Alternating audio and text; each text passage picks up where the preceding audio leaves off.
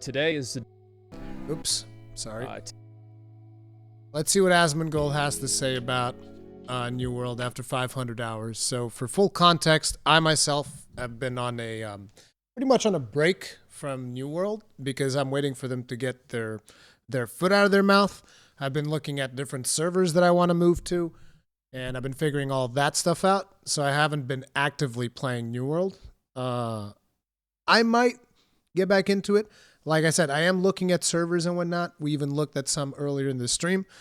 So let's see what Asmongold has to say on his 500 hours review. Today is the day of reckoning. Today is the day of truth.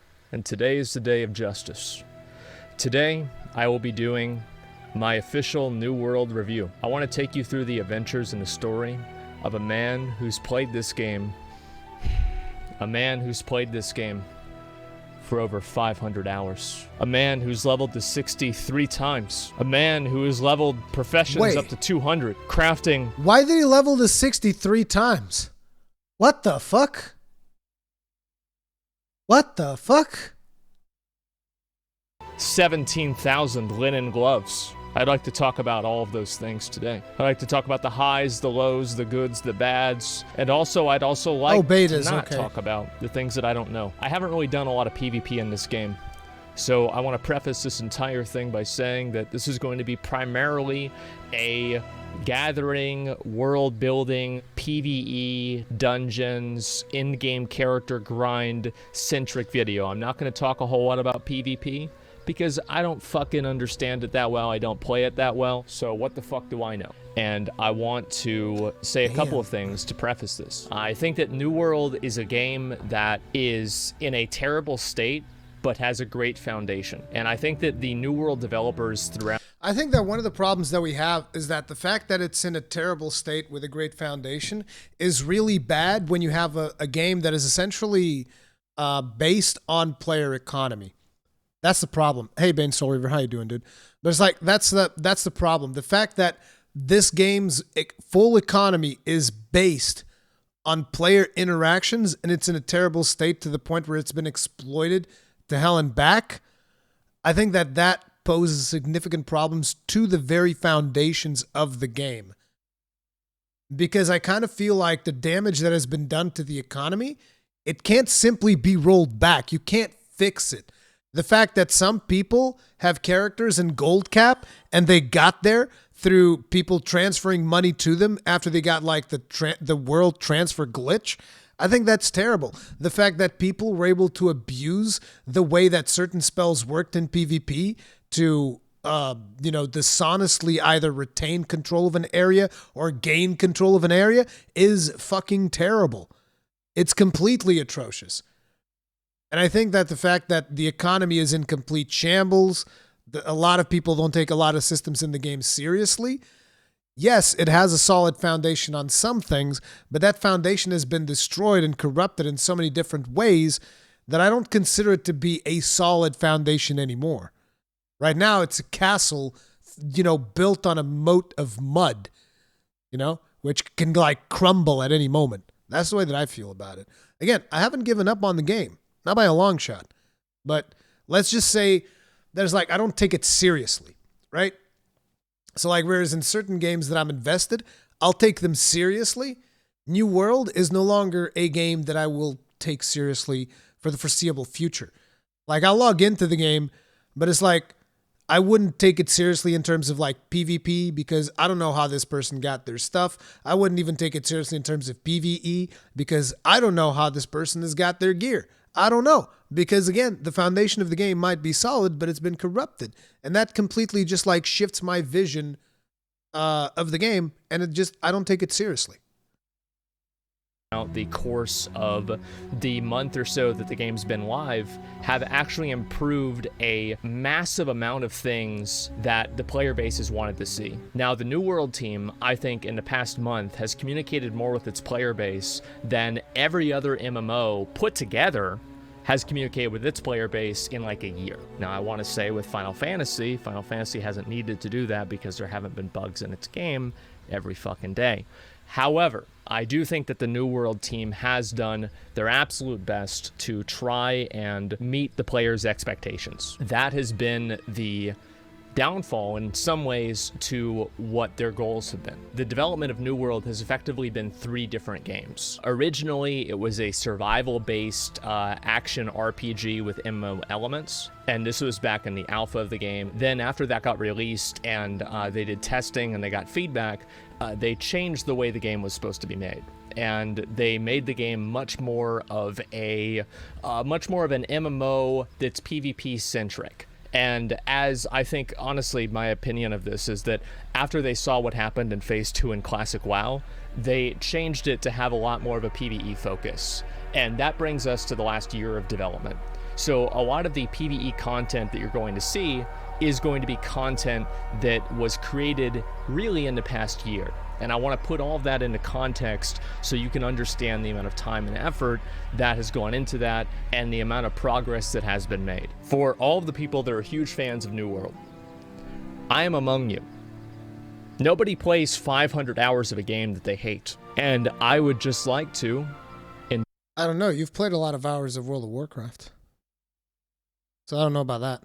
Enjoy it a little bit more whenever I'm actually playing the mechanics. Pink Sparkles is in this chat. And today, that's what I want to talk about. I want to talk about all the positives, all the negatives of the game. I want to go through examples of those things, and I want to show you all what the game really has to offer. This is my character, as you guys can see. I got 60 on my old server. I was the second person to hit level 60 on the server. I transferred over to this server recently. Turned out to be a huge fucking mistake because the entire thing's owned by purple and I'm green, but that's the way it goes. Why did you... Whoa, sorry about that. Why did you transfer to a server before first, you know, putting an alt in there and checking out what was going on? Like, that's what I've been doing. Like, before I transfer to the server, I'm going to create an alt there and look at the map. Like, what?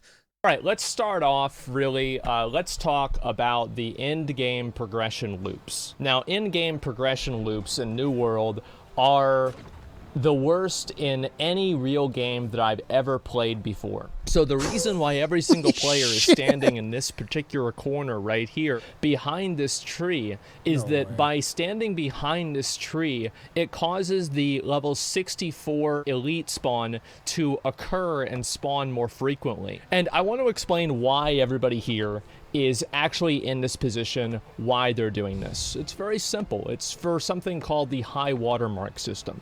And the high watermark system is something that I hope the New World developers were high whenever they thought of. Basically, the way that it works is once you hit level 60, oh wait, the NPC finally spawned. So now we're gonna go over here, and this is the combat loop to progression in New World. So I left click this NPC multiple times while he runs around like a crackhead. He's actually not like a crackhead. He went into a T-pose because he got stunned in a position that he wasn't programmed into being stunned inside of. And after we killed the boss, I didn't get any loot or any sort of reward whatsoever because too many other people hit it and I got nothing. So what we're gonna do now is we're gonna move back behind the tree, and that way we can get another 200, another 2-minute respawn, I mean to say. Now the high watermark system is, in my opinion, one of the worst in-game progression systems that's ever been conceived in an MMO before. My At level 60, you begin with your watermark system at level 500. And then as time goes on, you will loot pieces of gear, and as you loot a new piece of gear, it has a chance to watermark your prospective gear that you will loot in the future. So you are looting 500 pieces of gear until you loot a 200 piece of gear, or sorry, a 502 piece of gear, and then you have a chance of looting a 504 piece of gear or a 503 piece of gear. So you have to do all of this up to 600. And I've done all of this up to 600. I have farmed my high watermark system all the way up to 600. So if anybody is going to say that this system is a cock in the ass, take it from the one who's been dealing with it for a fucking month. What you're stuck with, what you're doing here is you're just repeating the exact same content over and over. Here's the thing that I'm wondering though. Why do people still do it? That's the part that I really, really don't understand. I mean, Video games are supposed to be fun. And when a video game is not fun, I don't play it. I don't understand this mentality of like, yes, I will do this system that I fucking hate and loathe, and it makes me feel bad, and it's not rewarding, and I will do it. Why?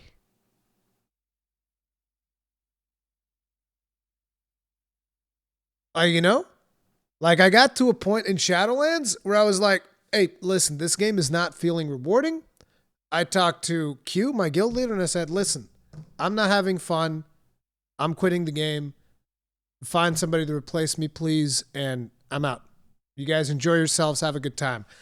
Obviously, it's not just like that. I also told him, look, I'll continue raiding until you find like a replacement, but he found like somebody really fast, and he just said, just don't play it. Just leave. I was like, okay. But it's like, you know, when a game gets to that point, I jump out. It's that simple. I'm just like, yeah, dude. Yeah, sure, whatever. Fuck it. Boom, done. Out. So the end game progression loop for people that are farming high watermark is to find a rare spawn that is not actively camped by too many players, and then to repeatedly kill that rare spawn ad nauseum. You just keep killing it for hours and hours and hours and hours and hours and days and weeks and months, and eventually you'll finally get a legendary item, and then you'll be able to create these legendary items more often because your high watermark level will be higher. And this high watermark level is not just something that appeals or applies as a general number. This is something that applies for each individual slot. So if you have a high watermark level for your helmets, for your gloves, for your legs, for your chest piece. So you have to progress each and every single one of these up to level 600 and just higher and higher so you can get better rewards. Now, if you thought that was bad, it wasn't, because you have to do the exact same thing with weapons. And each individual weapon has its own unique watermark that you have to progress up to level 600. So not only do you have to loot a bunch of great axes or a bunch of weapons, but you have to loot a bunch of great axes. And you don't just have to loot a bunch of great axes, you have to loot a bunch of weapons that are great axes that happen to be high watermark upgrades, and then also hope that you'll get another high watermark upgrade after you loot those prospective axes. This system is probably the most repetitive and unfun in-game progression system that I've ever dealt with. And I don't really know why it's in the game. And I would like to say that I find it very funny that all of the complaints that I've had in this game were originally dismissed as me being a hater because everybody else that was complaining about me was level 25. If you make excuses for bad game design, what you get is a bad game. Pretty much. And a good example of that is the fact that we just killed this NPC again, and we got nothing. And it's okay. You know, you're not always going to get a good one. Oh, look at this. Right, body blocking. So New World has had the genius idea of adding body blocking into all areas in the game. And so anyway, if you have a weapon out, you cannot have another player pass through you unless you're in a town. I can run towards you, and this is done for the sake of immersion. And yeah, I think that the most immersive thing in the world is for me to be able to put away my weapon and then be able to transcend the mortal realm and walk right through people like a ghost. So you can actually avoid this body blocking, but you have to do it with your weapon put away. So I think that any argument for immersion in this case, is just completely out the fucking window whenever that's on the table. I think that body blocking has an absolute place in the game in PvP situations. But I believe that in every single PvE situation that this game presents, body blocking makes the game worse. It makes it less fun to play. It creates friction by trying to play with other people. And it makes players' participation in content actively work against other players' participation in the same content. It's like, here's the problem. He's doing this review, and in his review, he specifically said, I'm not taking PvP into consideration. And there's better ways of, you know, of dealing with the PvP situation. Like maybe, hey, listen, if 2 players are flagged for PvP, maybe those 2 players, they'll have collision, right? When you flag yourself for PvP, then you're going to be colliding with other players. But if you're not flagged for PvP, I genuinely don't see a big reason as to why you need player collision. And I'll tell you more. Tanking instances with player collision is a fucking nightmare. As a matter of fact, tanking in general in this game is a bit of a nightmare. Actually, in the last bits that I've played of it, because you guys know that I was playing as a healer, right? I was playing as a healer with a staff and a hammer, because the hammer gave me like CC and whatnot, and I still think that's a really good healer build. I know that a lot of people do healing with the Void Gauntlet. I think that staff and hammer to me was more satisfying. So, but that's the thing. You get to do whatever the hell you want in this game. But when I swapped the tank, it's a very frustrating experience, because a lot of the times, like, everybody's just like zerging stuff, and you're like, no guys, can you like, you're trying to like fight a mob of people to get to the mob that you're trying to tank. Just like, let me in, I'm the tank, god damn it, I'm the tank, let me get some aggro on this monster that I can't get to. Yeah, it feels bad. Like, melee damage in general is very, very annoying. It's very annoying to deal with when there's large groups of players and you're fighting stuff. Rurikhan, did your stream cut? No, my stream should still be going. Anybody have a problem with my stream? Has the stream stopped for anyone? Let me know. Nope. Okay, so it's just on you, Krakatoon. Sorry. The point is, and I'm going to take you guys through a few of the end-game progression loops. I think you only need that for PvP. I'll explain pretty much how these things work. So, like, this is one of the examples of farming for in-game items, and I just finished doing this, so I'm just going to leave this area, right? You guys have pretty much got the idea. You sit there in the corner and you kill this NPC forever. And then at some point you decide that you have something better to do with your time. Are there any positives? You seem to only be talking about negatives. Yes, that's because I'm in the end game zones. So as a general rule, I think somebody used a picture, maybe my editors can overlay the meme on top of the screen, never would put this on YouTube, but somebody put a picture of, it was a horse, and the back half of the horse was perfectly drawn. It looked like it was drawn by, Salvador Dali, right? And then the first half of the this is why I don't have as much of a negative view of New World. Like I said at the start, I think that its foundations are not great, but yeah, dude, yeah. I'm in this range right here. I'm actually like, I'm about to reach the part of the horse that no longer has any texture. So like I'm about here. So I'm about to reach the really bad part of the game. I think I'm like level 40, 41 or something like that.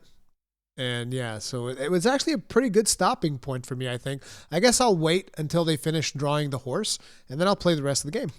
Horse, they were drawn by a 5-year-old, and then the head, I guess, was the end game, and that was drawn by a preschooler. And these people here are waiting, and this is very common in New World. They're queuing up effectively in this area, looking to go into this mine and farm out the chests. Because basically one of the main in-game progression loops inside of New World is looting chests. So the way this works is a chest spawns, and it's an elite chest. Usually they're guarded by elites.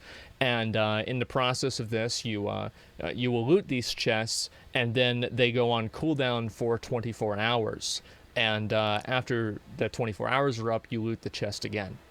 And that's the whole game. Now that we've begun the chest run, I'm going to go ahead and explain kind of how this works. So effectively what you do is you just kill these NPCs, or you run around them. There's a lot of ways. Yeah, I'll explain it like this. The smartest AI in this game is the buffalo.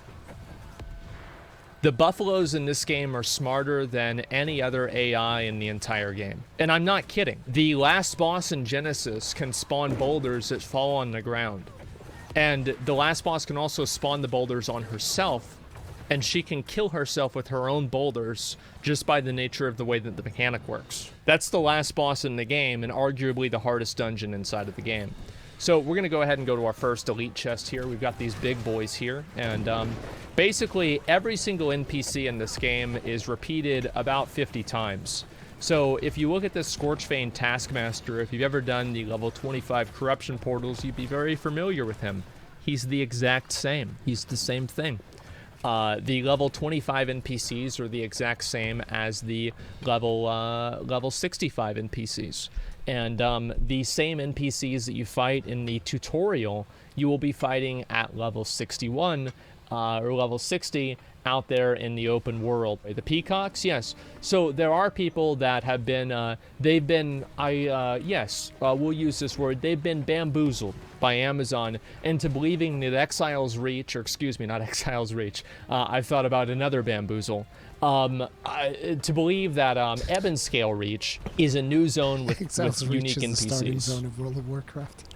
The Chinese guards that are the musketeers are the exact same as the corrupted guards that are the musketeers here.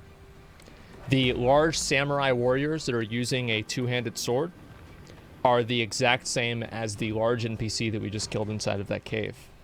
The tigers are the exact same as the wolves and the other cats in the game, like the lynxes.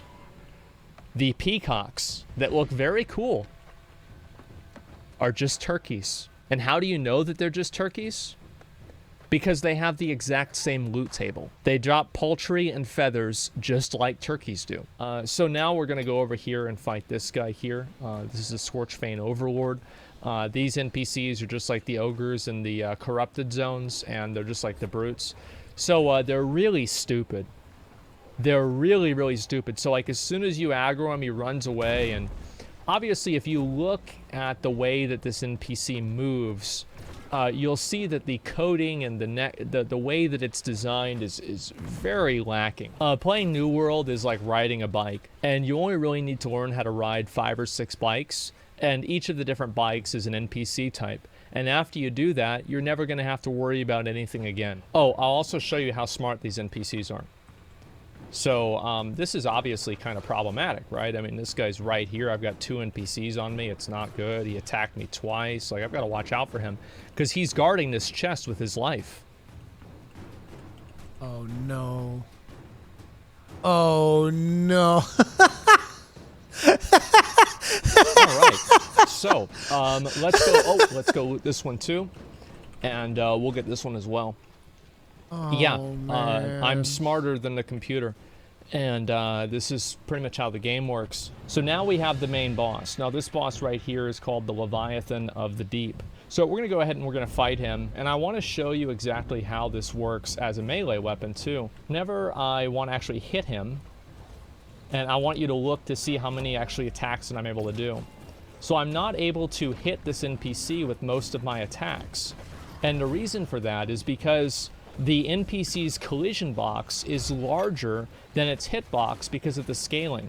See, right here, as you can see, I'm facing onto him. I can't move forward anymore, but I'm not able to hit the NPC. And the way... What if you swap weapons, though? Because he's using a hatchet. The hatchet's got, like, no reach whatsoever. What if he was to use, like, a spear or something? This happens is because the scaling for these NPCs is the same, and by increasing the scale and the size of the NPCs, it also increased the collision box accordingly, and by doing that, it caused this problem. God. I mean, I knew that melee had a problem, but end-game outdoor bosses here. And yeah, I think I want to emphasize this again now that there's not really quite as many NPCs around, how big of a problem it is that the collision box for the bosses is, or some of these larger NPCs, is larger than their hitbox. So you have to, sometimes if you face your character looking up in melee, and you look up into their asshole and you swing at them, it will cause your attacks to hit. And the only thing that costs you is your own sanity. Now, another one of the end game activities. Oh, this one I did. And let me tell you right now, I know that there were problems in this in the higher levels, but when I was doing this, I was like, I really don't like this. I did this once. I had footage of me doing this once, and I really didn't like it. So the way this works is just like you get a Zerg, and in my case, this was a massive fucking Zerg. I'm talking like probably over 100 people, right? And everybody was like running around, and for some strange reason, we were in this place called the Cutlass Keys, and portals just kept spawning. Like, I think the spawn rates of the portals were actually bugged for a bit, because I remember that I was recording stuff because I wanted to make a video, And I was recording stuff for my video. And, you know, after a while, I was like, because I was getting rewards. I was getting good rewards for my level. And I was thinking, okay, when does this stop? And it didn't, because the rates were glitched, so it wouldn't stop. The portal just would not stop spawning. I think that there was something that, I don't know, maybe it had to do with the amount of people that were on the map or whatever, but the thing is, people saw that there were a lot of portals in that map, so everybody joined in to go do portals in that map, and there's like tons and tons of people, and we just basically kept making a circle, and we just circled it, cleared all the map, all the portals, and then circled it again, cleared all the portals, circled it again, cleared all the portals, circled it again, cleared all the portals, and it was terrible because it wasn't even remotely challenging. It was not challenging at all. I would just go in there and people would just zerg the fuck out of everything. Everything would die like mega fast, and then you'd get like 1 or 2 chests at the end of it, and then you go to the next one and you repeat, and you do it again and again and again and again and again, and it was just like infinite rewards. It was literally infinite rewards. You could basically just get like everything you wanted out of that. It was crazy. Is corruption portals. Now, the way corruption portals work are very simple. This is a low-level one. Is you just go over here and you have to kill some NPCs in the area, and then after a while the portal closes. I'm going to just go ahead and do it myself. I think also like the one thing that I would like to see added into the game is for them to add a feature that allows you to turn off combat music. Because I'm sure that you guys have probably had the same experience that I have. Oh, yes. You're listening to the nice, calming, soothing track, and you, oh, this is, look at this. This is the same type of NPC that we fought at level 65, and let's see what he's gonna do. He does an attack, and then he does another attack, okay. Okay. Okay.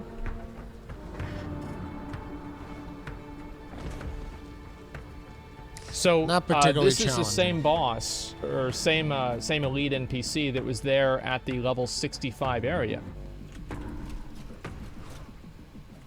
He does have a lot of health. There we go. All right, so he's dead. And now we just wait right here, and I can use this. Usually these portals take longer than anything else, too. Everything else is much faster. The other types of portals, I mean to say. And so there are the smaller ones like this one, then the larger ones. The larger ones give obviously better rewards, and they require more people. So it's pretty simple, you know, what you can expect to do with that. So an example of the combat music here is like right here. Every time that you aggro these ancient NPCs,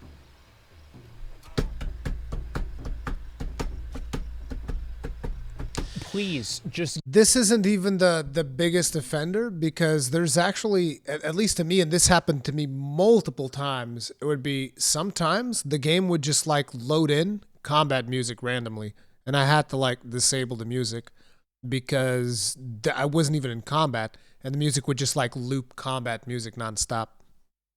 Give us an option and just have a toggle enable combat music, and just take the toggle and allow people to turn it off. We're going to do Garden of Genesis. This is one of the harder dungeons in the game. It's one of the end game dungeons, and I want to take you guys through Garden of Genesis and just kind of explain to you pretty much. I would really like to hear his opinion. I'm not sure if he's going to talk about it, but I would love to hear his opinion on dungeon keys. Now, for those of you who don't play New World, let me explain something.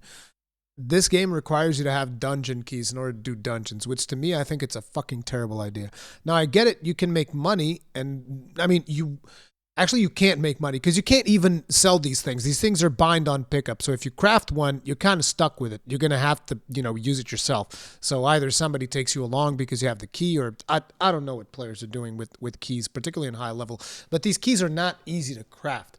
These keys are not an easy thing to craft, and they're actually a pain in the ass. And it just doesn't make sense to me. I think it's dumb because like it's not like the game has so much content that we need to gate dungeons away from players. Let players do dungeons. What's the big fucking deal? Why do you need these stupid ass keys? They're called like attuning rods or whatever the fuck. I don't like them at all. How it plays. So this is Garden of Genesis. I can obtain legendaries from this based off of my watermark. So we'll see what we get. So this NPC here is the exact same as the level 30 NPCs. So you can see right there, he'll cast a couple of different abilities.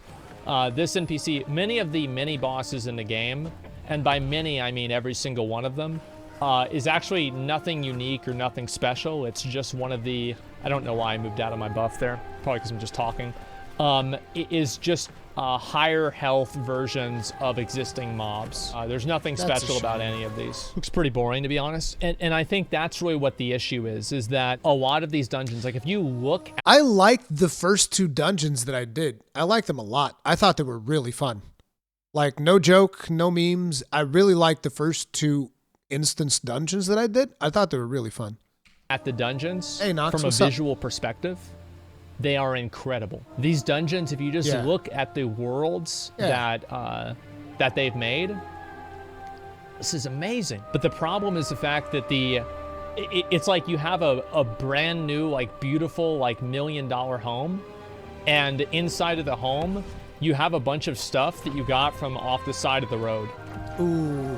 Combat feels so generic and boring. Yeah, like, so he does a grip, he'll like pull you in, and sometimes he'll also pull out the spear and he'll throw it at somebody at range.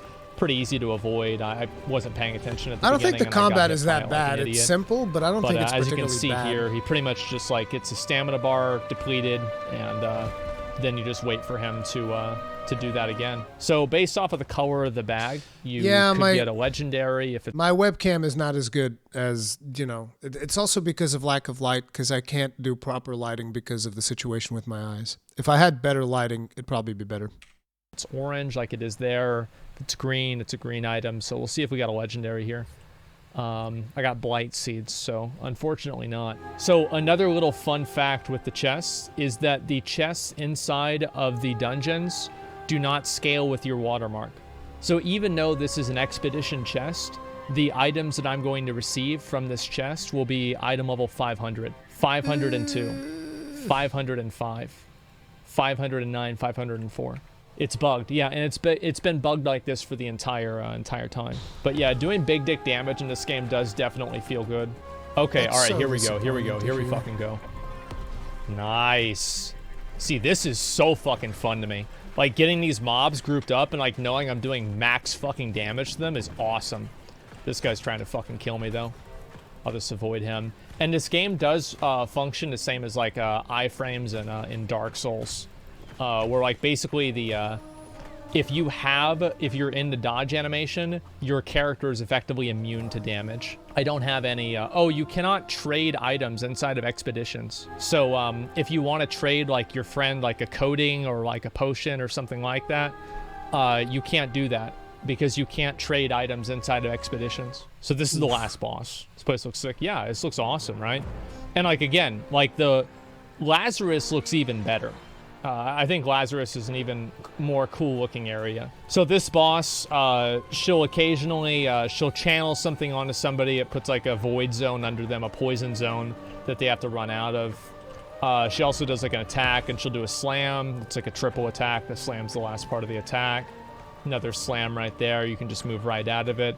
She also does like a frontal cone like scream thing that can like one-shot casters, so you don't want. Okay, one of the things that I've definitely noticed from the footage that I'm watching of like this endgame dungeon is that, dude, melee in this game fucking blows. Like, you know how there's always that thing where, well, range has certain advantage and blah, blah, blah, blah.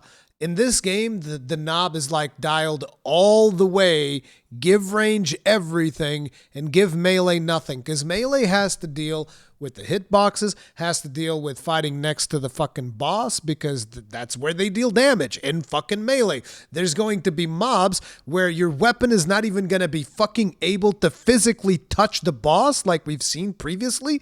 And again, collision hitboxes, fucking AoE from monsters, like what the fuck, dude?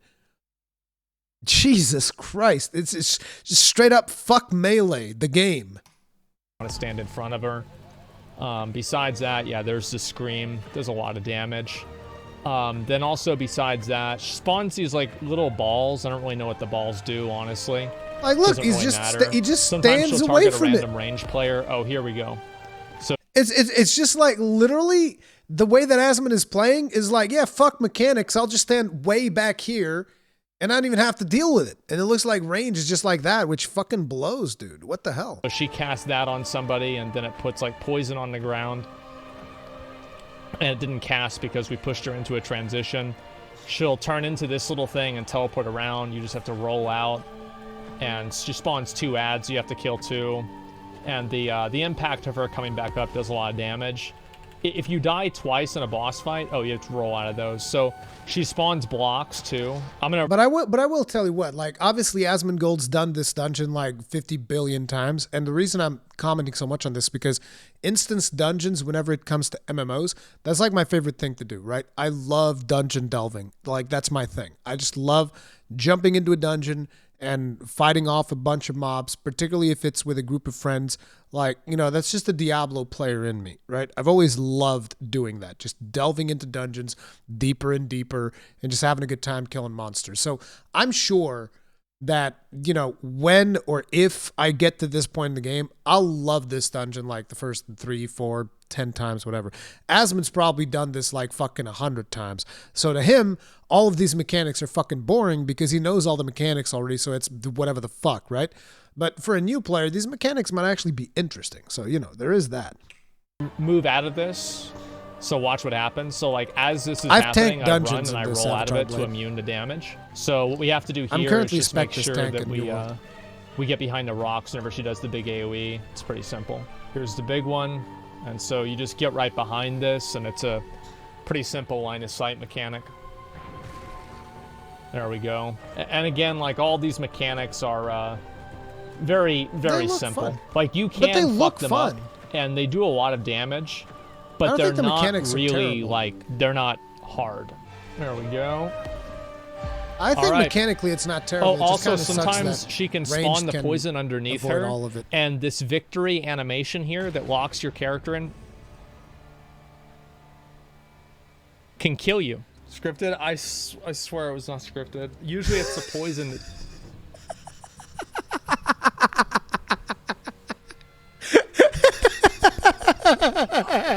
All right. You guys ready to see the loot? All right, let's see what we get.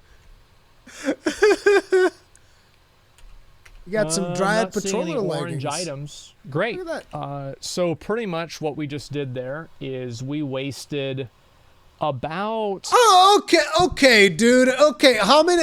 yeah, so how many times has this happened in World of Warcraft? I mean, come on, let's be real here, people. I mean, if you compare this to WoW, it's just about in line with our expectations.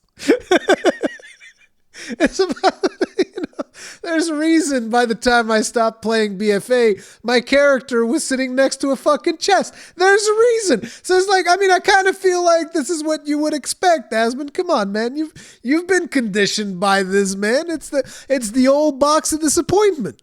An hour. So we basically just got fucked in the ass. Yeah, anyway, let's go back over. We're going to go to Windsward, and we're going to talk about some of the other stuff in the game. So the towns and the way that the towns progress and the way that they put up, you know, they put up like this little thing for like the guild that's able, I think it's called like Lena or something. The guild that completes or takes over the area.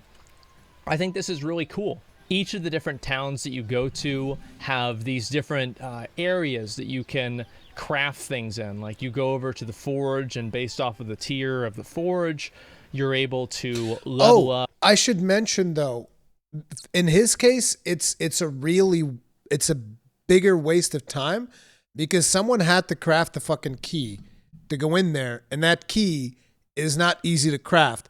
So if you take the key that we were talking about earlier into consideration, then yes, the waste of time becomes degrees more egregious. So yeah, I almost forgot about that. And you're able to level these up as a town together, and through doing that you unlock other items that you can craft with. I think this is cool. I like this. Overall, I think that the way that the towns are designed to progress over time and for the different work areas to become a higher level based off of how many people are using them, I think this is really cool, and I like this a lot. The towns and being in the towns is really nice. One of the negatives about the towns is the fact that a lot of them, they're very similar. Almost all of the towns look the same. They have the same general layout. They're using the same different buildings. It's very, very much the same. So let's go ahead and take a mental picture of this town right here. And credit to Josh Drive-Hayes for finding Yeah, this. Josh showed this stuff. It's just like slightly angled. This is like in Algebra 2, whenever you copy your friend's work and both of you end up failing because it's so obvious that he cheated. Yeah, it's been slightly rotated. So the towns in general, I really like the music in the towns. I like the feel in the towns. Just in general, I enjoy the towns. I think that they're very, very cool. Like, my house is pretty much a shithole, but overall, it's nice. I wish that there were more reasons to go and visit these other houses in the game. There's not really a whole lot of them. You get to do little small things like milking the cow. You can go pick up the honey. And I love this. This is great. Like, you get to do this little thing, and it's just adds a little bit of flavor to the game, and it makes you feel like you're actually interacting with the world. So leveling in the game, although it is extremely repetitive, is in general for me nice. You level up in the game. Basically, the best way to level up for anybody who's not 60 yet is to do these missions here on the town board. You just turn in these different resources, and I think that New World does a really great job of actually giving people who are crafters a meaningful way of leveling up. You can level up in New World to 60 and do almost no combat whatsoever. All you do is you just craft and you gather. And the fact that New World has a system for doing that is incredible. And I do think that the town project boards do get very repetitive. And the questing in general. Let me explain what the questing is, right? So there are 3 quests in the game. There is a quest where you have to kill a certain amount of NPCs. Bombastic. I mean, it depends on the MMO that you're talking about, because, like, you know, here it comes. Here it comes. Insert the meme of the guy that's looking at the fucking cyclone in the background going like, here it comes. It's like in Final Fantasy XIV, the first time you level through it, you get to enjoy a really cool story. You know, a really meaningful, cool story. It's not really that repetitive.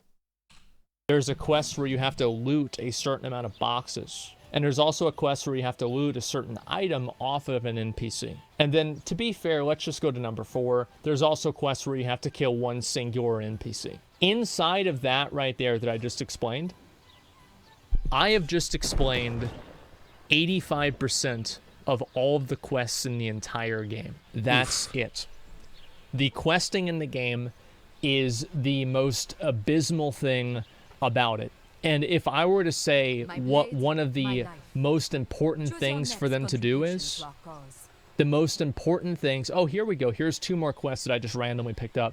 Search for 3 chests and defeat 5 pirates. Well, we've never seen that before, have we? In my opinion, questing would actually be much more enjoyable if the player did not have to run all the way back to the quest giver. If all you had to do was go out into the world and complete the quest, and then the quest would progress on its own, it would actually be okay. I feel like a lot of the frustration occurs because you have to spend 10 minutes running to an area, and then you have to spend 10 minutes running back. And there is already coding in the game. A big portion of your experience in New World, I'll tell you right now, as again, I haven't played nearly as much as Asmongold, obviously. I've got like level 40, whatever, probably 200 hours or so in game. But it's like a big part of your experience in New World is did I say Elden Ring previously? I don't know. Elden Ring is still like fresh in my mind for some reason. I was just like, did I say Elden Ring? I don't know. I meant to say New World anyway. A big portion of your experience in New World is optimizing routes. So it's like you'll pick up a bunch of quests, and then you'll optimize things in a way where it's like, okay, I'll do this quest, and then this quest, and I'll be close to this town. So I'll do something that I have to do in this town. And then by the time I'm done there, then I might be able to use my teleport to this other place. And then from there, I'll pick up a couple of quests, and then I'll go do those. And then by the time I'm done with that, I'll use the teleport back to my house all the way back to the beginning. And then I'll turn in the quests that I've been doing. You have to really think of it like that. You can't think of it as a quest-to-quest thing. You have to really plan out your whole route, because otherwise you're going to waste a lot of time. That's the thing. You have to really optimize your time in the game. in order to really enjoy it. Sure, there's room for you to take detours here and there, but you really need to optimize things to that degree whenever you move out and you travel. That allows you to automatically complete quests once the criteria is met. The way that you know that is that if you ever did any of the 580 weapon quest lines, they automatically complete and automatically reward you whenever you complete the objectives. I don't care about immersion. I don't care about any of this stuff. You're describing Death Stranding? No, Death Stranding is different because Death Stranding, you usually pick up a delivery, and then you go to the place where you're delivering, and you deliver it, and it's done. Or there might be a next section of the quest where somebody takes you where you're supposed to go somewhere else, but like you're done. That's what Asmongold would like. You do the delivery, and then you're done. But no, in this game, it's like Death Stranding, except you have to go back to the sender in order to complete the quest. So you'd pick up the quest, turn it in, and then after turning it in, you'd have to walk all the way back in order to complete it. If the immersion comes at the cost of gameplay. Like, for example, I find this incredibly immersive. I look out at this view. It is. And I think this is fucking beautiful. It is. I think that the way this... You guys can't tell because this is a stream that was exported from Twitch onto YouTube, so the quality was already really bad on Twitch. Then it got processed on YouTube, it became worse. Now it's on my stream being streamed to Twitch, so we're doubling down on the Twitch effect. And then eventually, the people watching it on YouTube, it will have gone from Asmongold's Twitch onto YouTube, onto my Twitch, back onto YouTube again. So it's been post-processed like 4 times, and it's gonna look like complete dog shit. But ultimately, point is, if you were watching this in game, it would actually look fucking gorgeous because I know I've done it. Okay, trust me. Game looks, the rocks, and just looking out over the vastness of the game. It's a beautiful game. Fucking amazing. It's a beautiful game, and it's extremely immersive. Yeah, and to me, that is immersive enough.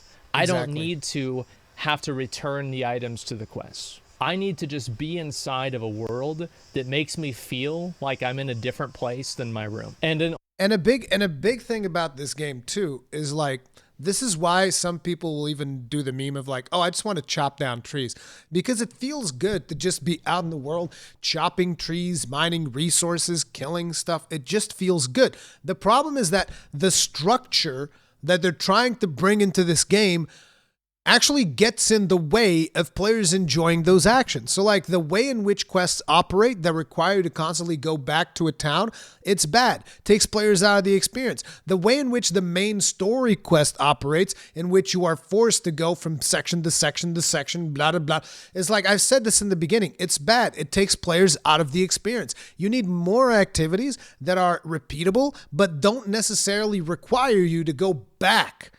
Like, just like Zach said, like, let me finish the quest. Hell, you should have more quest spots throughout the world so that you could organically just be traveling through the world and you would encounter quests that you would be doing wherever you are, as opposed to forcing the players to constantly... Like, this game should be structured in a way where I could just say, I'm going to go here because I like it here and there's not that many players here. And once I get there, there should be things for me to do there.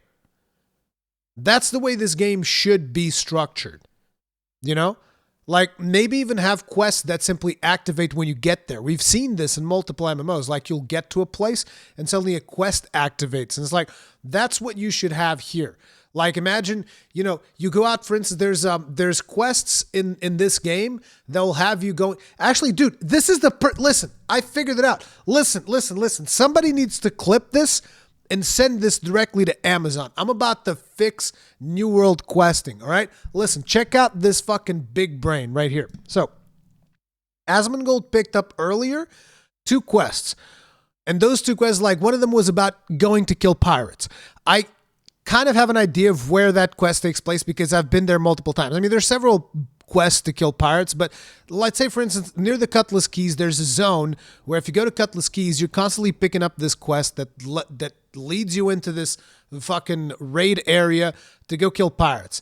How about if that quest is active in the town board? How about if I just walk past it? There's just like a dude there screaming, the pirates, they're gathering, it's a problem. And you dynamically just get the quest.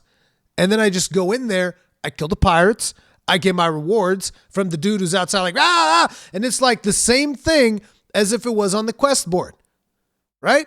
Same thing. Imagine, for instance, okay, there's a quest for you to kill like a bunch of bears. Imagine you run into a bunch of bears and you don't have the quest because you didn't pick it up from the town board. But, you get there and you see like a strange marking on the ground that your character can kind of like examine because ultimately you're an explorer of the new world. Technically speaking, you should have like some skinning and whatnot, some tracking capabilities, right? And you would like examine the tracks. It's like, oh, you can tell this is like the breeding season of bears. And therefore, if you take down a couple of bears, you're going, I'm sure that the town will reward you or something like that. And then, you instantly get the quest from the town board because you know that it's breeding season and you need to cull the bear population. And you kill the bears and boom, you get your reward. Why is this important? Because it keeps you moving through the world. It keeps you immersed in the world like Asmongold is saying without you needing to constantly go back to town and to pick up the quest, which breaks up the pace. Just let me explore the world.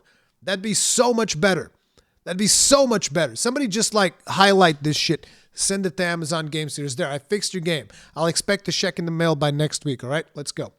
Also, like, you have the sounds in the game. Like, Yeah, the sounds are also beautiful. It feels good to do things like this, to mine these things. The moment-to-moment gameplay is outstanding. You have, like, the really echoing good. of the, of like, the mining. Like, all of these very small things that are just game feel things. New World has done such an incredible job of being able to just completely nail.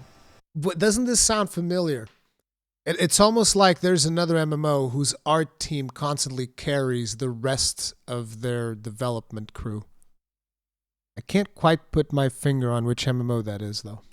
The atmosphere of the game is incredible. The problem is that there's not more of it. Just in general, the areas in the game. And I think also another thing that New World does a very good job at, and this is like something that's like very small that a lot of people might not really notice, but one thing that New World does a very good job at is it does a very good job at cock teasing you. So one example of cock teasing is the fact that this is a low-level zone, but there are level 100 trees in this area. So whenever you're first leveling and you're first playing the game, you get to see those higher level resources that you're not anywhere near being able to cut down. Dude, I have more engineering than Asmongold. And it creates a goal in your mind for you to work towards. And I think also the way that the trade skills are done, I would like to see another version of trees. Yeah, special trees, like creating more of these different things in the game that you can progress with. The 1 to 100 grind with a lot of professions, I think, is okay. But one of the big things that's missing out is that usually from 100, you don't get anything until you get up to 175. And what this really creates is a devaluation of the tier 2 resources because so many people are injecting them into the economy by having to farm them through leveling their professions that it injects so many of them that it devalues the resource so much that nobody really wants to sell it. So I'd like to talk to you guys a little bit about professions in New World and how they work.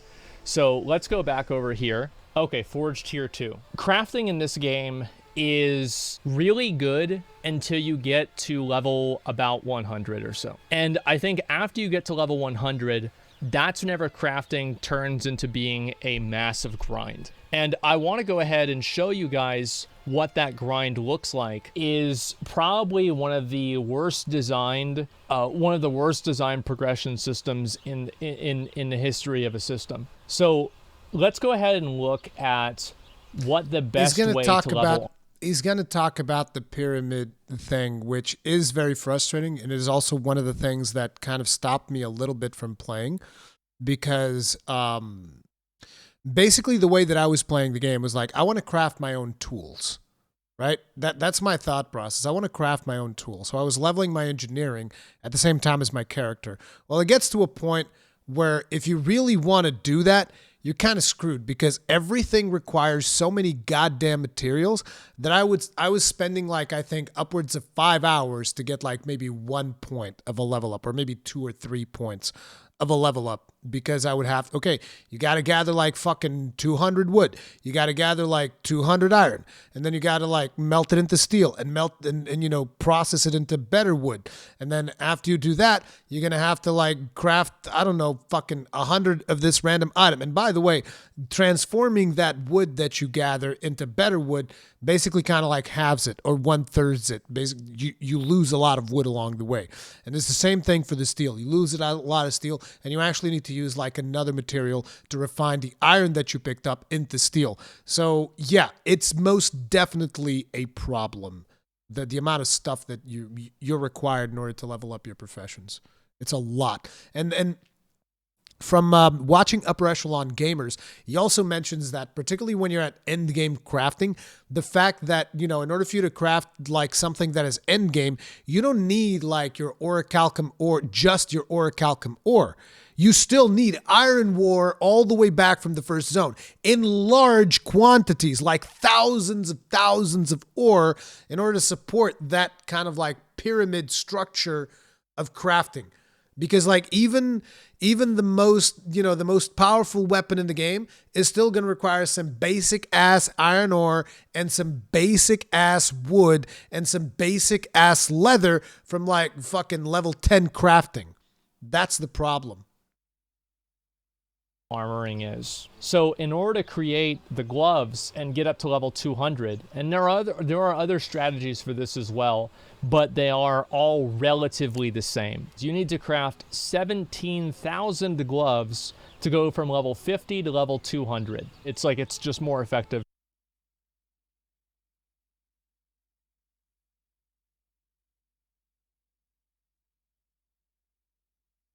I didn't think it was that egregious. 17,000? Dude, next time I log into fucking New World, I'm not even doing crafting or gathering anymore. That's fucking insane. Look at this. Oak flesh balm root. 51,000 balms. What the fuck? Oh, and by the way, in order for you to craft these linen gloves, you're going to need 69,272 linen? Comprised of 277,088 fibers? And then you're going to need 277,088 rawhide and 69,272 iron ore? What the fuck? Dude, I'm not, okay, that's it. Like, next time I play New World, I'm not even bothering with, I had no idea that this is the scale that we're talking about. Fuck that shit, dude. I'm not even doing any more gathering or crafting anymore. Holy shit. What the fuck? If only I could be. Jesus Christ. Shadowmancers. These are rocky numbers for true completionists. Thank you very much for being real soon. Get us for 55 months, dude. Tip of the hat. Appreciate it. By the way, Shadowmancer, I'm not sure if I told you, but thanks to you, I got Twintania in Final Fantasy 14, dude. I bought Twintania the other day. I don't know if I told you that yet or not, but yeah, I bought Twintania. Thanks. Keep up. Make sure to keep subscribing to Final Fantasy 14 so that I can keep buying all of the refer a friend rewards. How did I help? You used my refer a friend code and you haven't stopped paying for Final Fantasy 14. That's how that goes. Every time you keep paying, they keep giving me shit. And I'm just like, this is good. I like this. so just don't unsubscribe from 14 so that I keep getting my rewards. Where's your cut? Didn't I give you $1 million when you started playing 14? I think I did. Didn't I? Didn't I give you $1 million? I think I did. I give everyone $1 million, so I probably did. You didn't get it? What?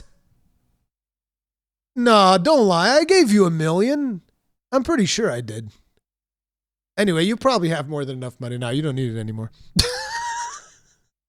What do you mean, Ketnet? You should be giving me $1 million. I told you I bought the full game once I got the 300K cap. Well, I gave you $1 million back then, didn't I?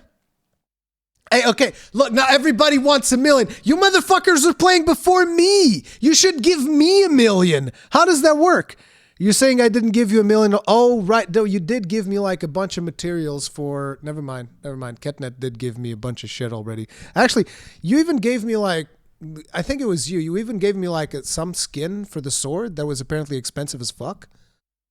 I didn't even play and I want 1 million. You want 1 million, you better get started, Nox. Get your shit together. I'll take the 1 million as well. No. You don't get it, Kegger. No. You shouldn't have given that rare ass item to fucking Cosbos, and then he fucking robbed you, dude. That's what you get. That item was worth like 5 million, dude. How about I give you 1 million and you give me a bigger house? Nope, not gonna happen. The Kieran's 1 million at a time. Kieran's? And then the logograms for later, about 1.5 million too. Yeah, there you go. See, there you go. Hard carries. Give you 1 million if you're on Ether, Rurikhan. No. You got 750K yesterday through, yeah, sure. Anyway, we're sidetracked enough as it is. Grind out the lower tier ones because you don't have to use the reagents. So for linen gloves, if you want to level all the way up, you need to get 277,000 fibers, 277,000 rawhide, and 69,000 iron ore. For an individual achievement, this is astronomically high, and it sucks. And I think that on a fundamental level, the way in my mind crafting should work... Before he gives this point, let me just say the way that I feel like it should work. I feel like it should be easier to level, but you should be limited. You should, because here's the thing. The reason why it's so hard for you to level stuff is because there's no limit. You can level literally everything. And I think that you should be able to level every gathering profession because that's cool. Gathering is cool. Gathering is perfect. Gathering in the game right now, as far as I'm concerned, is perfect. Works fine, no problem. At least from my experience. Crafting is the problem. And the reason you need as many resources as you do is because it needs to be a significant investment of your time in order to really master a profession. That's what they're trying to emphasize by giving you all of those redonkulous requirements. Instead of that, what they should do is limit you to either 1, 2, or 3 professions. In this game, I would wager probably 2. Because you want there to be like an even split throughout the server. They should limit the amount of professions that you could level up and make it easier for you to level up. That's what I think. But I know that there's a lot of people that play this game and they're like, they're really into this shit. So they probably prefer the system that is in place. And I'm not one to be like, hey, I think the way that you think about this sucks, whatever. Because look, I've never been a big crafter. This game has probably been the most crafting that I've done in a very long time in an MMO was this game because I was real excited about it because I didn't really see, because I was playing in the very first couple of days before this research was done, right? So I never really looked any of this shit up. Now looking at it through this video, it completely killed every single interest that I had in ever becoming a crafter. Like, I legit just don't give a fuck about crafting literally anything right now. I don't care. Whatever. Dungeons, I'm never going to see the inside of them because I'm never going to craft those fucking keys unless some rando invites me to go do dungeons with him because I am not from this moment onwards, if I ever when I eventually log back into New World, I'm just doing quests. I don't give a fuck about any of this bullshit. Like, fuck that. But in my opinion, you should just be limited in the professions that you can max. You choose the profession that you can max, and then it should be a little bit easier for you to max that profession so that as a guild, you would actually organize people like, okay, you're going to be the alchemist. You're going to make potions for us. You're going to be the armor smith. You're going to make armors for us. You're going to be the blacksmith. You'll make the weapons. You're going to be the arcanist, whatever. You're going to do the thing. That's the way that I think that would be much more interesting as opposed to fucking 17,000 gloves. That is ridiculous. Is as you get higher level, you want to craft better items. The fundamental problem with crafting lower level items and not actually crafting higher level items is bad. Like whenever you're level 189 or 85, I mean to say here, I think that you should be trying to craft the fur-lined orichalcum breastplate. That should be the goal that you have.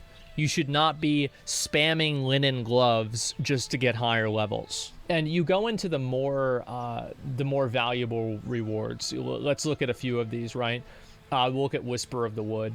So Etched Handguard. Where does Etched Handguard drop from? Has anybody received an Etched Handguard? It doesn't drop.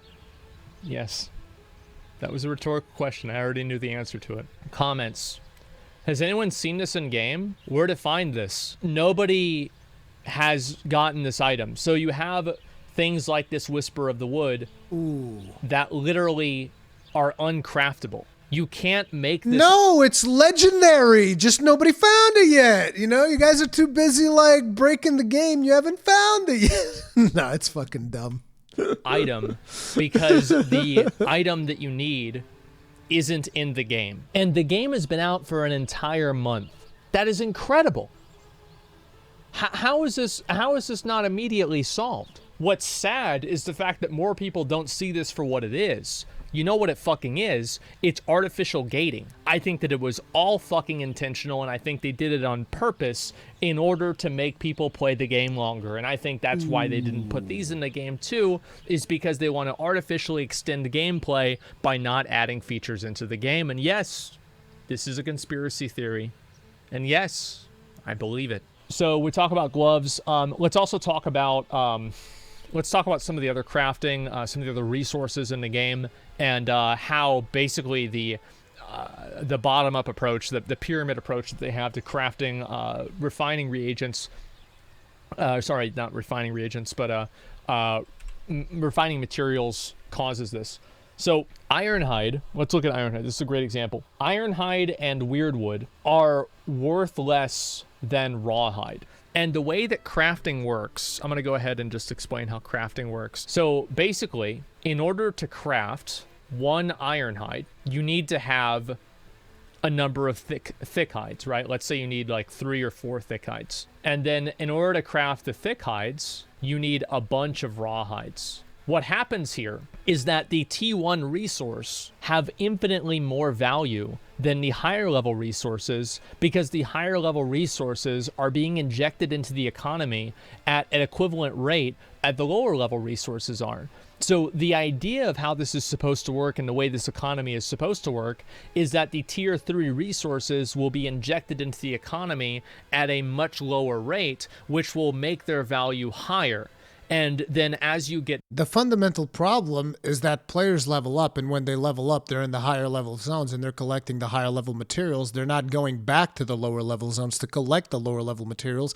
Therefore, it's not going to work, because you would, in order for this to work, you would need a steady influx of new players entering the game, or a reason for higher level players to go into the lower areas of the game, which I don't think there is a big reason for people to go back unless they're trying to level up low level crafting or whatever. Down into the lower level resources, they will be more valuable, or sorry, less valuable, because of how frequently you're able to obtain them. Do you want to know why? Let's look at the player base graph. This is what the player base graph probably looks like right now. So which one do you think is going to be worth more money? Organic player behavior injects more Ironhide into the economy, and it injects more Rawhide into the economy than Thickhide. And because of the organic player behavior, it drives down the price of Ironhide, it drives down the price of Rawhide, and it drives up the price of Thickhide. And Ironhide, dude, I'm actually positioned perfectly to make the most money. See, I planned this all along. That was my plan. I was like, I'm gonna take a break around level 40. I'm going to let everybody speed past me, and then I'm going to be playing in the zones that have the most expensive materials. I'm a fucking genius, dude. I fucking mastered this game. I'm a genius. Has the same problem that orichalcum does, and I'm going to explain what that problem is. So this is the highest and most, the highest level ore in the game. Right there. That's the highest level ore in the game. Wow, it's worthless. See. I've got I've got a dime. No, what is this? I got a nickel and I got a quarter. So I've got, I can buy like I buy 5 or 6 of these. So a system like this only really works whenever you have a distribution that works kind of like whenever the population graph is like this, right? We're like level 1 and level 60, then it works. But whenever the population graph is like this, then it doesn't work. Thoughts on spread storage? So, Ruri, do you know that there's a quest that's instanced and group-based, but no one that already did the quest can enter the instance anymore? So the more people complete it, the less chance to make a group. Yeah, game's broken. I don't think I'm going to be going back to it anytime soon. Spreading your storage.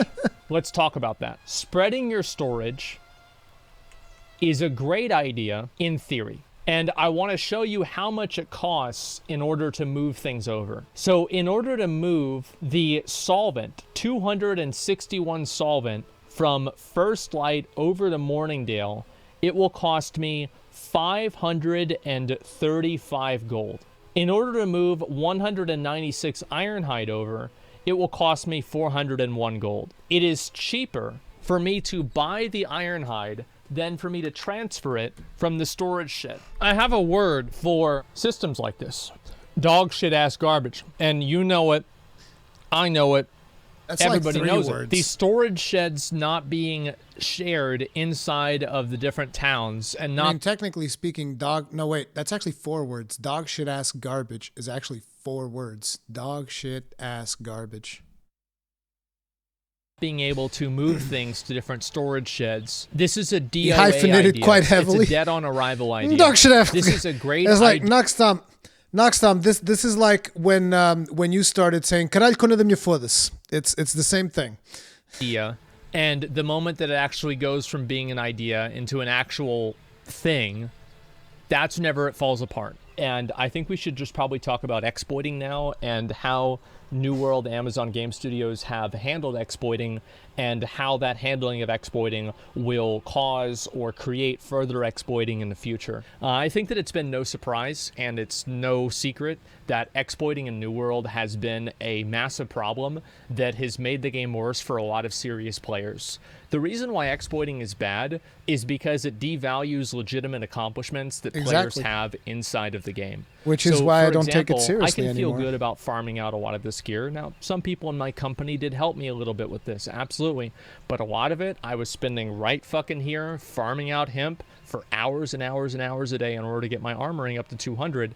And I spent a long time, I'd say probably 50, 70 hours farming out resources for my void bent gear and farming out chests to sell different furnishing recipes, etc.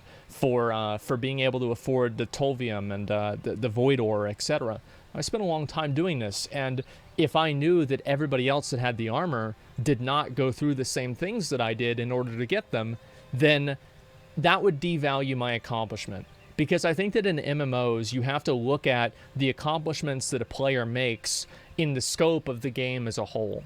A lot of people want to be able to show off, and they want to be able to differentiate themselves from other people.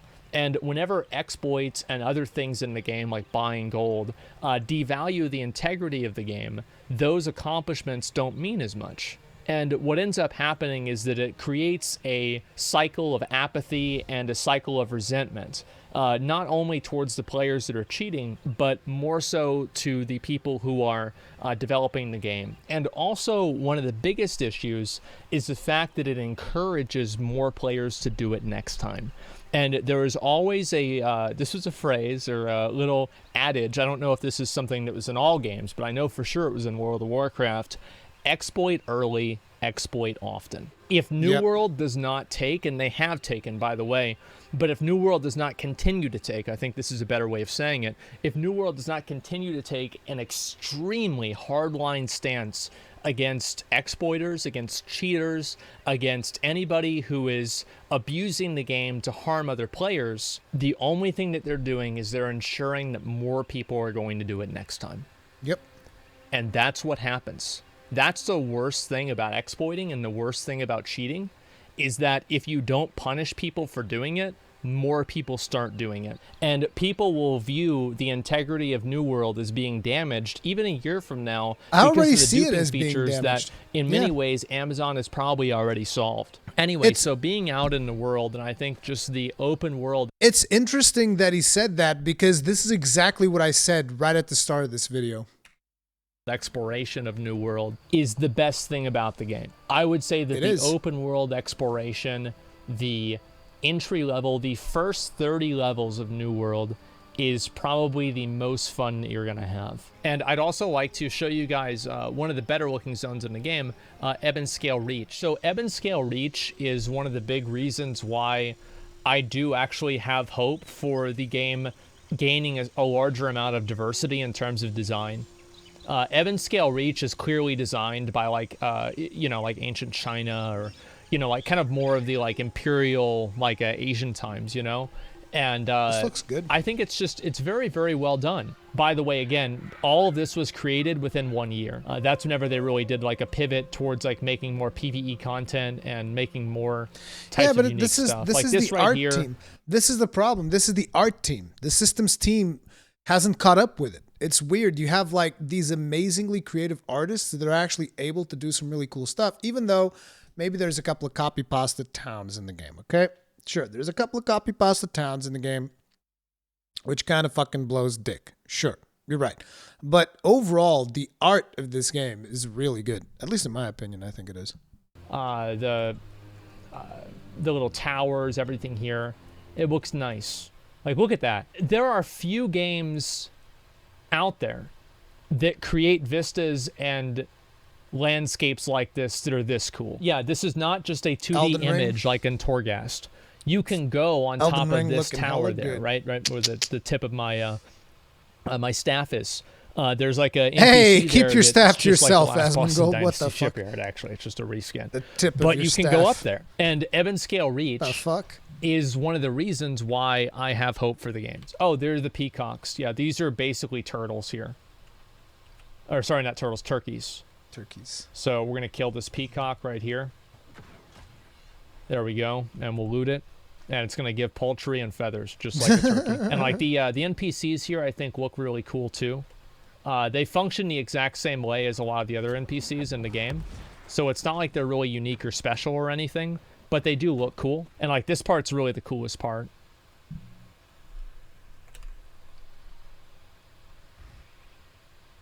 You go in through here and you've got the two dragons and everything. Oh, dude. that looks so fucking badass. It's so I need to cool, just like level to 60 to just like I think one of the main do like a problems tourist that tour of the this game has is the fact that there's not enough content, period. There's not enough mob variety. There's not enough weapons. There's not enough It's like let's also be honest about one thing. You get what you fucking pay for. This is a $40 game. I think that should be mentioned at some point in this video. This is a fucking $40 game. This is not a $60 game. This does not have a recurring like fucking sub fee. It's a $40 buy once game. You get what you pay for. You know? I got 150 hours out of it. If I never touch it again, I'm pretty happy. Like, I had a good time. You know? Still calls itself an MMO. Yes, it does. But guess what? You paid $40 for it. That's the way that I look. Hey, look, listen. I spent 150 hours doing whatever the fuck I was doing in New World. I leveled up to level 40. And like I said, if I never touch it again, I'm fine with my purchase. If I never touch it again, I'm fine with my purchase. Does it suck that it doesn't have more content or that it's not better planned out? Yeah, it does. But like I said, you get what you fucking pay for. It's a $40 game. types of weapons. There's not enough types of achievements, etc. I think that the game is good, but people, I think, in many cases, want more of it. It's an enjoyable gathering, crafting game where you're just able to sit back and relax and play.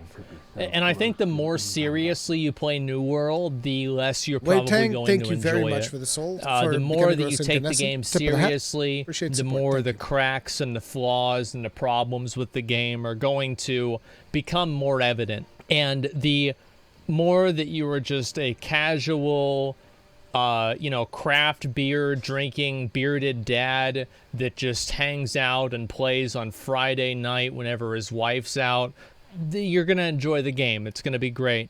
But the more seriously you take the game, the less enjoyable it's probably going to be. What I think New World needs desperately is a roadmap. They need the developers to come on, and on this stream even, I am willing to give the developers my platform and talk to them about New World and where the game is going to go. I will make a video with them. I will do whatever that they want. And I just want to have some degree of a roadmap, some degree of a direction for the game. Because right now, they're making a lot of great changes. They're making things that directly deal with problems that players have, like mob variety, things like that, the trading post not being connected. And I think what a lot of us want is we want a what's going to happen in 1 year. Are we ever going to see ships, like naval combat? Are we ever going to see, when is the desert zone going to come out? When are these other zones going to happen? Where's my blunderbuss? That's all I give a fuck about. Where's my fucking blunderbuss? Okay? Brian told me there was going to be a blunderbuss. Where's my blunderbuss? The only blunder I've seen is how they've been handling the game post-launch, okay? I want a blunderbuss, not just a blunder, all right? When is Isabella's Lair going to be released? Which is the dungeon that's in Shattered Mountains. It's not available yet. I think that it would be great for us to just sit down with the developers, or for the developers to sit down with us, more so, and just explain it. Like, what is the philosophy behind the development of the game?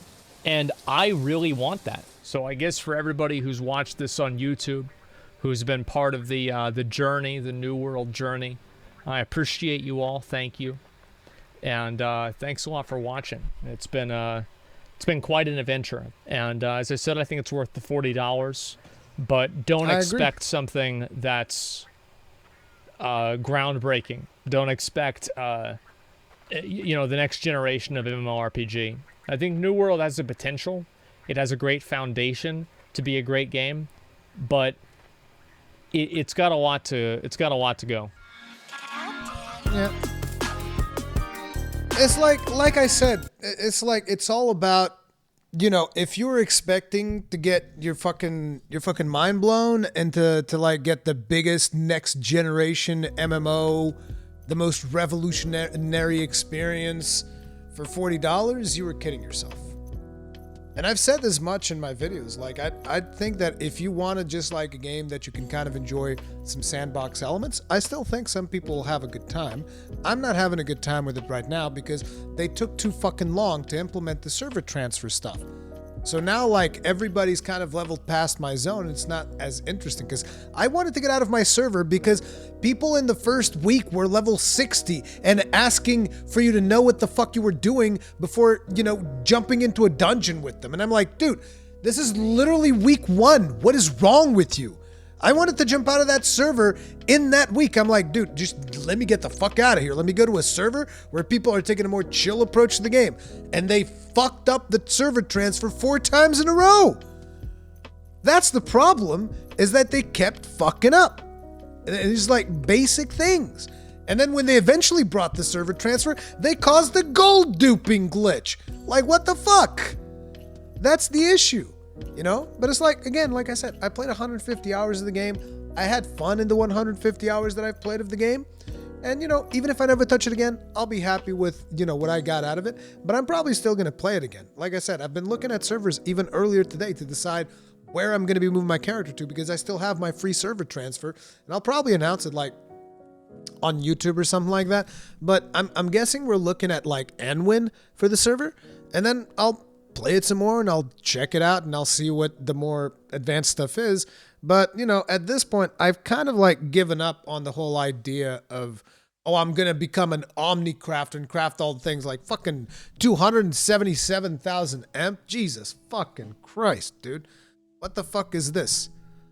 Like, am I in a fucking sweatshop making fucking Nike shoes? No, I don't think so. No, you can keep the emp, bro. I'll just do some quests and have a good time. How about that?